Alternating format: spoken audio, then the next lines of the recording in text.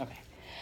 First of all, thank you, Ms. McAndrew, for allowing me to visit your class and talk to you about your lesson. So, if you would maybe explain what your lesson was about. Sure. Every week throughout this year, they have been doing a current event where they read a news article. Mm-hmm. They write one paragraph summarizing what it was that they read, and one paragraph their opinion. Over time, they tend to gravitate towards certain issues that they are following regularly. Okay. As part of government, I believe they should also learn to be active in government and learn Okay. their place in it. Mm-hmm. And right now, with students always wanting to walk out, wanting to protest, wanting to do things, Mm-hmm. I wanted to give them a constructive way to have a voice. Okay. So we have started, the project for this quarter is writing letters to elected officials about issues that they are focused on, that they are reading a lot about, and that they are concerned about. Okay. Okay. Good. Good. Can you describe the class that I observed? Sure. Just in a general description. They are one of my larger classes. They are my honors class. They are my lower level honors class. Okay. Many of them probably did well in U.S. history, but did not have the skills to be self-directed as Okay. my other honors class. So they still need a lot more teacher-led instruction. But once they do have the tools and they do know what they're supposed to do, they do break off and complete their work. Okay.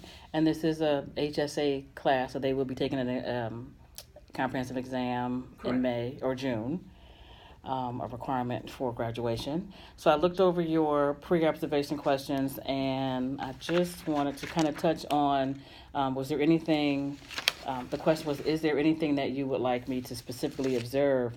And you wanted me to specifically look at how you scaffold the lesson and how you release students to do the work, and you weren't sure with your directions, so that when you give them instructions on things to do, whether or not it's clear enough for them to follow through on them. Correct. Sometimes I'm not sure if it's I'm not being clear or if they're distracted on their cell phone and not hearing. Okay.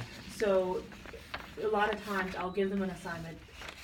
I ask, do we have any questions? Do we need any follow-up? I go around and provide support. Mm-hmm. And then it's there that I'm hearing the same question over and over from people. So I don't know whether it's I'm not being clear or whether they're just Okay. not Okay. focused with the instruction we're given. Okay, okay. So I did come in and, to see the lesson. It was a pleasure.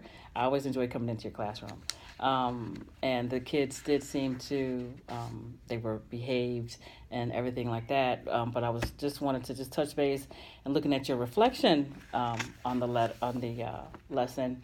One of the questions is, did the students learn what you expected them to learn? How do you know? If you do not know at this point, when will you know, and what would the evidence be? So my question is, during the peer editing, because you were going over a response to a question or a letter that a student had wrote, and the students were going to peer edit each other's work. During the peer editing process, what was the students' conversation like as they were actually doing the activity? The first time that I did it with another class, I realized that what they started to do was they would start to talk to the person who was reading their lesson. Okay. And I had to tell them to not do that because when they talk to each other, Mhm. then that influences the reader's perception. Okay. And I had to explain to them when the letter is sent, your words stand alone. You're not there Oh, okay. in order to influence the reader. So I had to make sure that was broken up.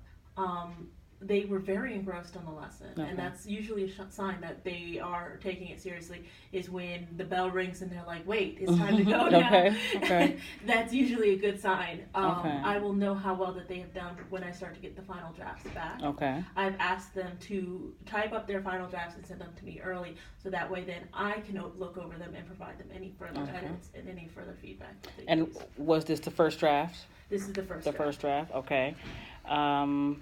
How did you assist students who didn't know how to ask questions? I know you mentioned that this was a kind of a lower level honors class, maybe not as self-directed or probing with questions that they might come up with their own. How did that instance come up, and how did you address that?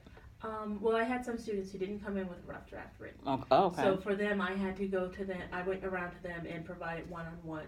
Okay, what was the issue you were looking at? Okay, let's go over. Who do you think you could write this to? Oh, Pick okay. someone. Okay. And then I kind of led them in, okay, what are some things that you could look up?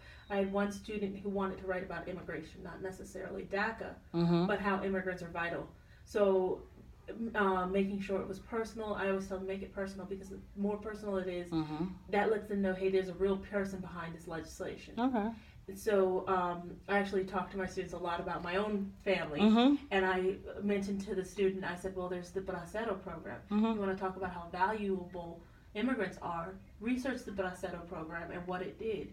And he said, well, I want to also talk about my dad. He works hard and he pays his taxes. Mm-hmm. And I said, well, that's good.